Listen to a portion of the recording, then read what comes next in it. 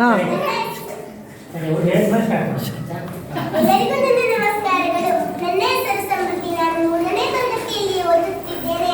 ಇದೀಗ ನಾನು ಶ್ರೀಮದ್ ಭಗವದ್ಗೀತೆಯ 10 ಶ್ಲೋಕಗಳನ್ನು ಹೇಳುತ್ತಿದ್ದೇನೆ. ಶ್ರೀಮದ್ ಭಗವದ್ಗೀತಾ ಅಥ ದ್ವಾದಶೋಧ್ಯಾಯಃ ಭಕ್ತಿಯೋಗಃ.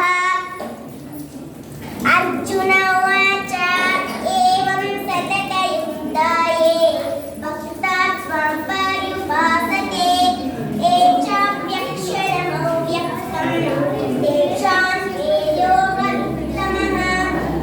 ಶ್ರೀಭಗವಾನುವಾಚ ಮಯ್ಯಾವೇಶಮನೋ ಯೇ ಮಾಂ ನಿತ್ಯಯುಕ್ತೋ ಉಪಾಸತೆ ಶ್ರದ್ಧಯಾ ಪರಯೋಗೇನಾಸ್ತೇನೆ ಮಾಮತಃ ಏಕಕ್ಷರಮನಿರ್ದಿಷ್ಟಂ ಅವ್ಯಕ್ತಂ ಪರಯುಪಾಸತೆ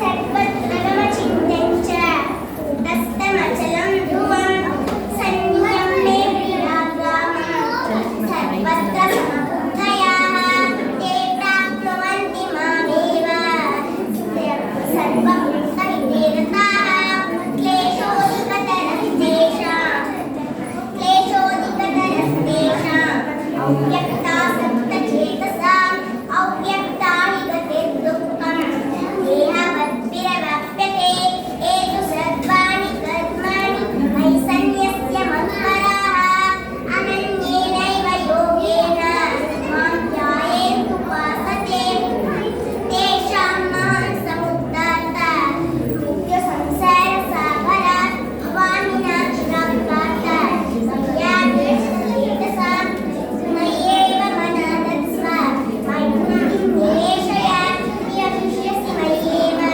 अत उत्पन्न संशयः अत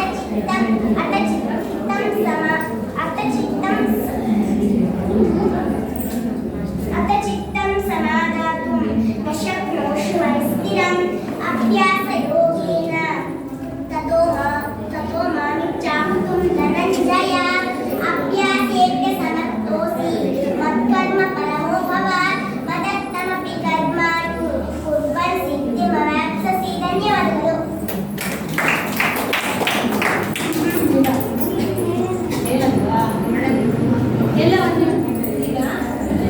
ಎಲ್ಲರದ್ದು ಆಗಿದೆ.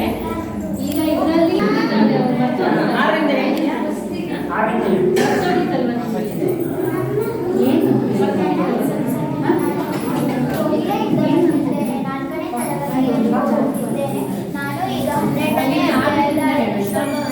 ಶ್ಲೋಕಗಳನ್ನು ಹೇಳುತ್ತಿದ್ದೇನೆ. ಗಲಾಟೆ ಮಾಡ್ಬೇಡಿ, ಒಂದು ನಿಮಿಷ.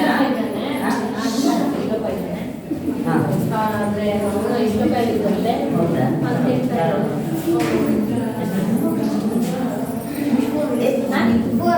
ಅಲ್ಲ ಹೆಸರು ಇದು ಅಲ್ಲ ಇದರಲ್ಲಿ ಏನು ಹೆಸರು?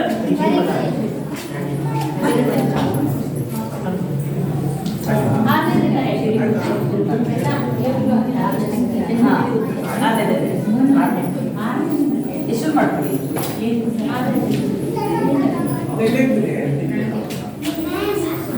ಶುರು ಮಾಡು.